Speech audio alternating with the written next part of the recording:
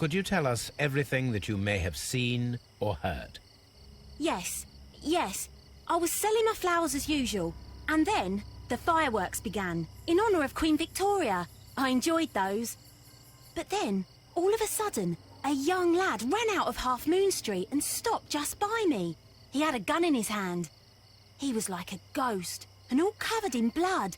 It was dark, but I could see him, because of the flashes from the fireworks. And then? I screamed as loud as I could. I knew that a policeman should be on duty in the vicinity. He had no time to escape. 2 constables got him. Then another constable came out from the very same street, and I heard him talking of a horrible murder. Mrs. Powell, did you hear the gunshots? I'm not sure. You know, what with the fireworks?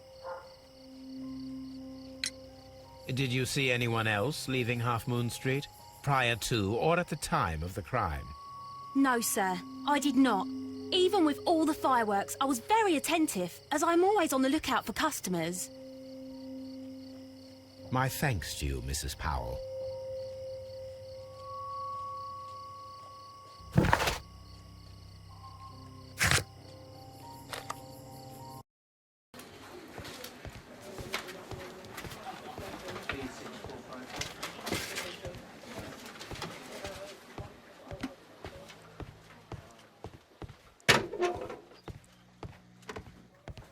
Please escort this suspect for interrogation.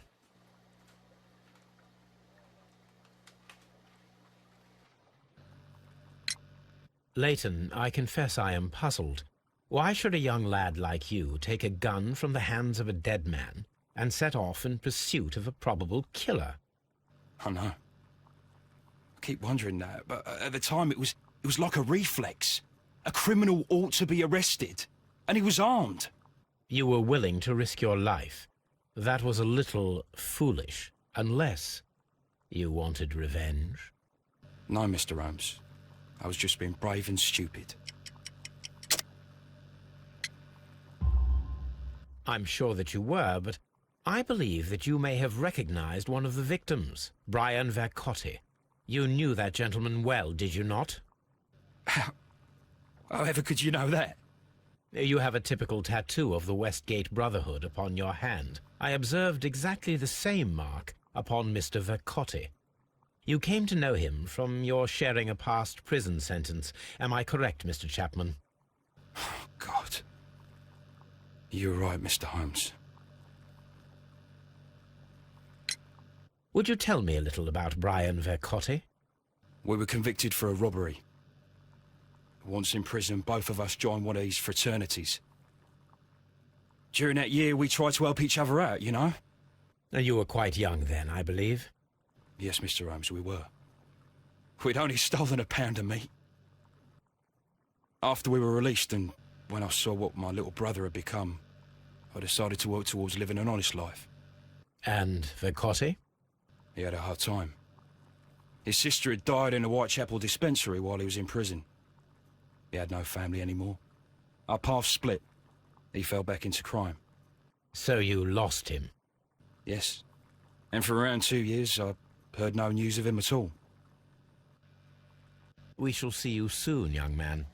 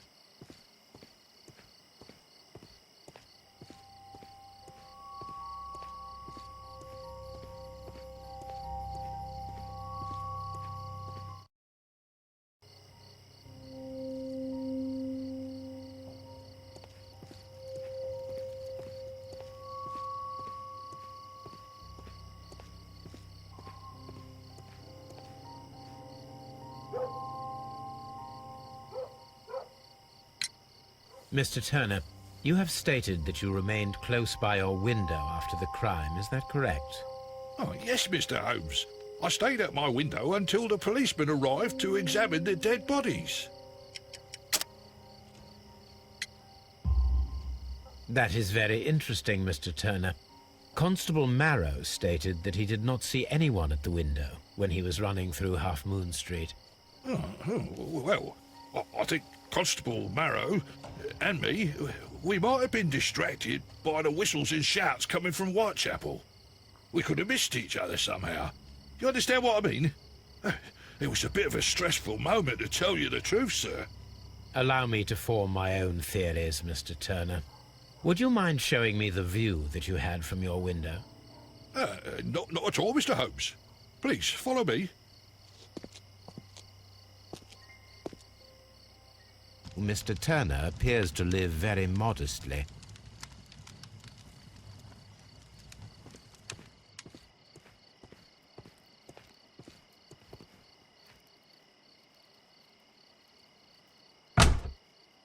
So, that's the view Mr. Turner had when he opened the window. The dead body of Kenneth Butler. Brian Vercotti's contorted corpse. Mr. Turner had a perfect view of the crime scene. He saw the bodies clearly, and Leighton Chapman standing over them.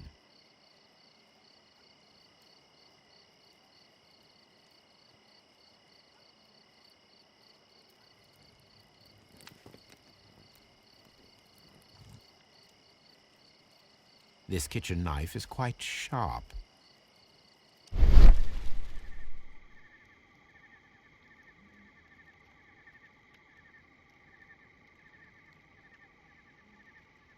There are pieces of shredded paper scattered over the table.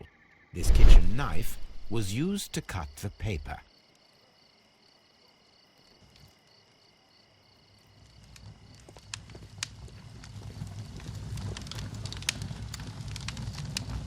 This fire is dying out. It was last tended to over an hour ago.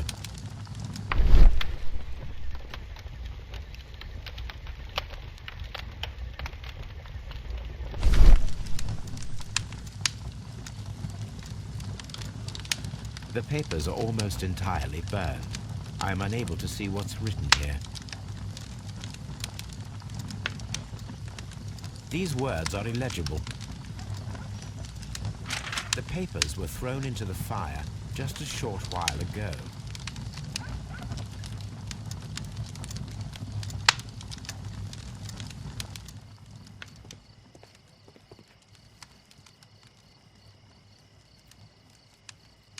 The books on this shelf are in a mess.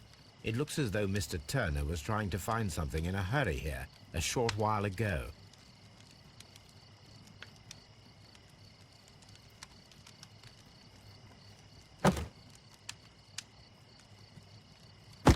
A perfect match. So, Mr. Turner broke his stick when it became stuck between the cobblestones. He did not mention that he was so near to the victims.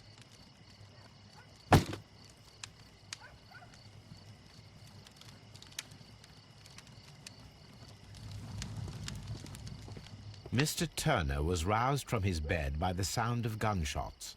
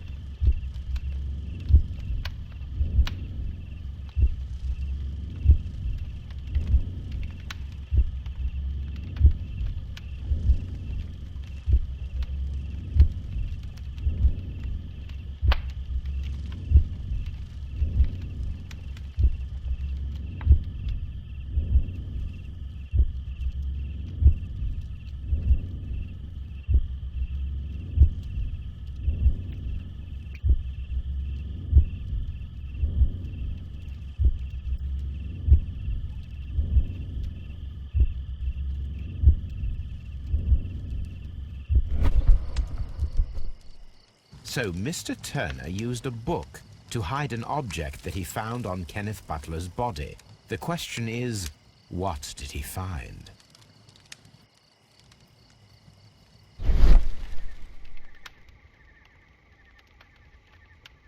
I can see prints from greasy fingers upon the cover of this book. Let us take a closer look. Well now, what a find! A precious jewel, concealed inside a book. A bracelet with a unique ram's head design, a distinctive feature of ancient Grecian artifacts, probably of the Hellenistic era.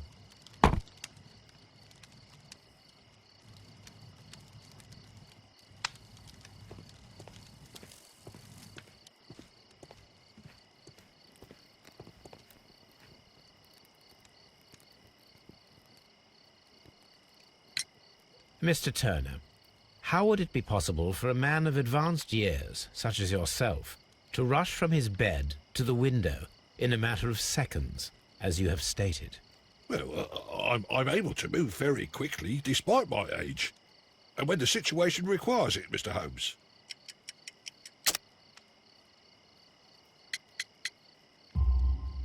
I highly doubt that, Mr. Turner. I observe that you suffer a severe limp due to your injured right leg. It would have taken at least 10 seconds for you to approach the window. That means you could have easily missed something or someone in Half Moon Street during that time. You're right, Mr. Holmes. I could have missed something. But it did seem to me that everything happened so quickly. Time can pull tricks on you. And what of everything else that you told us? Mr. Turner, it is vital that we have your complete and true statement.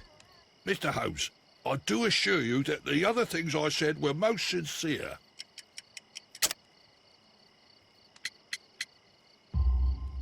Mr. Turner, you were not sincere with me. Not then, and not now.